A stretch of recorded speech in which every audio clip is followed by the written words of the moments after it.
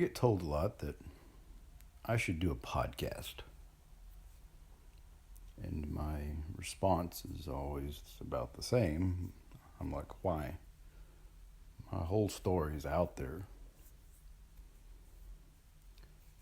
Then it dawned on me my whole story really isn't all the way all out there. My whole story of finish raising my kids is out there.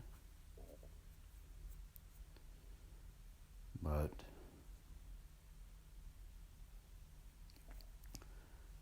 most people assume that I had this wonderful childhood and I must have had great role models, or else I wouldn't have known what to do in the situations I was put in with my own kids. And at the risk of putting everybody to sleep, I guess I'll just tell you the stories of my childhood. I was born in Andrews, Texas. I lived my entire childhood in Odessa, Texas. Went to public schools. I was raised in the First Baptist Church. There are several Baptist churches. Almost every time the doors were open, Mom had us kids at church.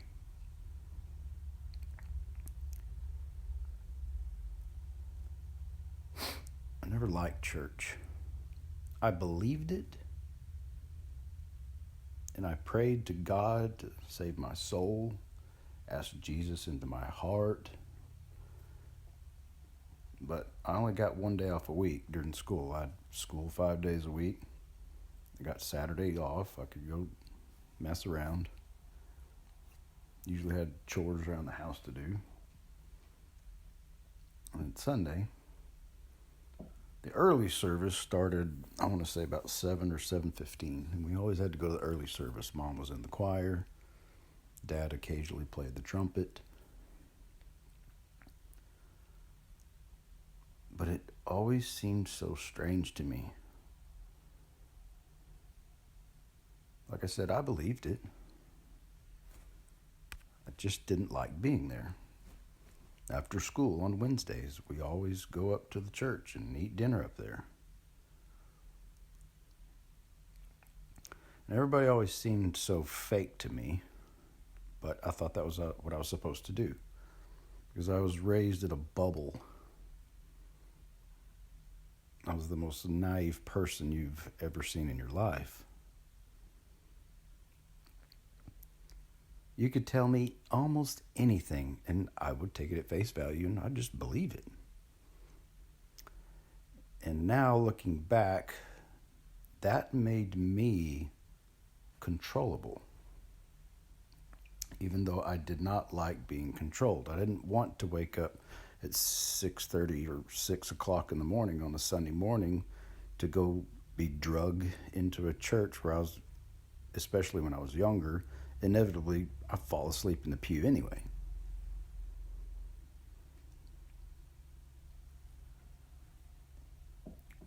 So I never really made any friends.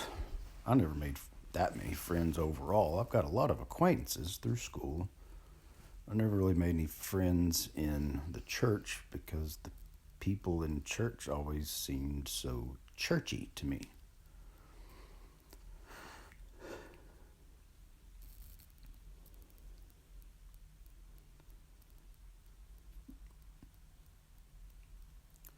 Now, the closest thing I had to a real role model as a father was my Uncle Dale, my dad's oldest brother.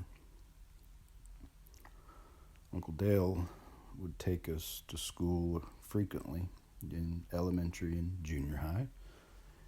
I'd say average once or twice a week. The days he wasn't taking us to school, it's almost always because he was on his ranch down in Sheffield, Texas. Sheffield is about an hour and a half, 2 hour drive from Odessa. And Uncle Dale, especially once I got up into junior high and high school,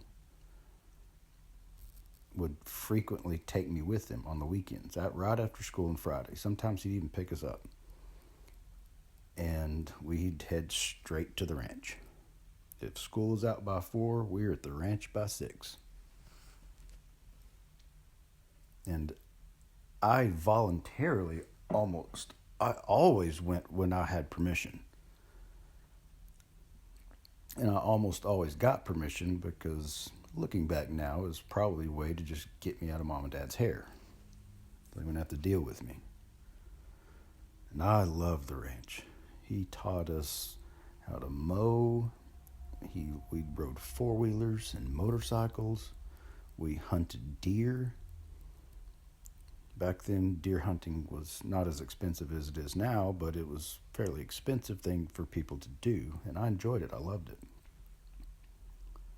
His ranch was about 2,400 acres, and it had an 8-foot game fence completely encompassing the whole thing. One of the things we did almost every trip down there was we would either drive or hike where there weren't roads, the perimeter, to make sure there weren't any breaches. The reason he had that high fence is because he liked exotic game. He had red deer, which basically look like elk, but they're about half the size. He had mouflon sheep and aoudad sheep and sika deer, and of course the local native whitetail. Sometimes turkey. That was just seasonal. You never knew when you were going to see the turkey. He had about a dozen catfish ponds scattered throughout. Had a water well feeding all of them. So even when, during drought, there was no rivers, natural rivers that ran through it or anything. It was just ravines. The peaks of the plateau would be about a 200 to 300 foot difference between the ravines. We called them mountains. It's actually a basin millions of years ago. I remember being taught in church that the world was only about 6,000 years old. And I saw fake people doing weird things, dunking people underwater and singing hymns. People I didn't dislike them, I just didn't particularly care to be around them because they all seemed to like it and I didn't. And flip that to going down to Uncle Dale's ranch. I would learn about the history. He told us all about how millions of years ago that used to be underwater. It was an ocean. And that fascinated me. One, because Uncle Dale, like most of my family, were hardcore conservatives and Baptists at that, so none of them drank, none of them smoked, none of them danced. Some of them didn't even smile. They were hardcore Baptists, believed what the text said. They followed back, just like the Old Testament, all the generations and added it up, and it was 6,000 years old. By golly, it was 6,000 years old. Well, that didn't make sense to me because I, even as a kid, a timid kid, who, like I said, was naive and almost always did what I was told because I didn't want to get in trouble. I'd go out and I'd walk this ranch and I'd find fossils of seashells. And not just one or two random, a bunch of them. In really, really remote, way down deep in the ravines. And as I went through school and learned about science and evolution and all that stuff, that started making more sense to me. So even as a young child, I was somewhat conflicted. Is it like my religion tells me, which I believe, Jesus, Son of God and all that stuff? Or is it not real and the world is really millions of years ago? Millions of years old, if not billions.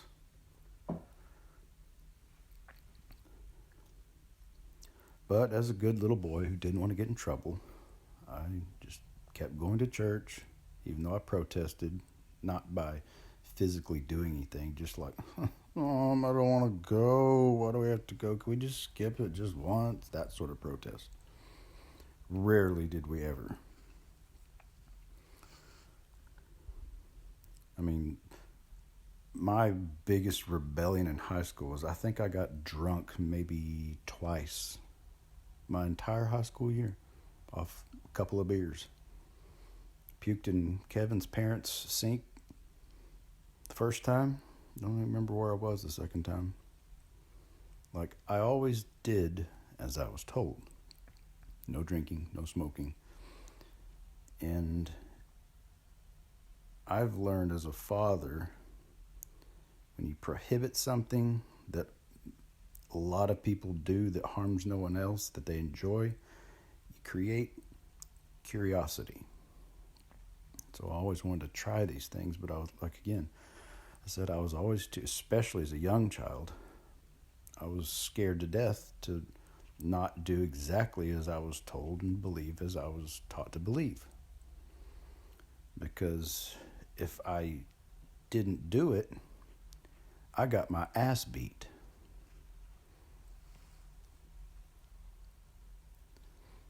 Mom only used her hand and didn't do it too often. But if I did something really quote-unquote bad, I got the belt when I got home. And I hated the belt because it hurt. There never was any bloodshed from the beatings, but certainly whelps from my legs to my butt to my back.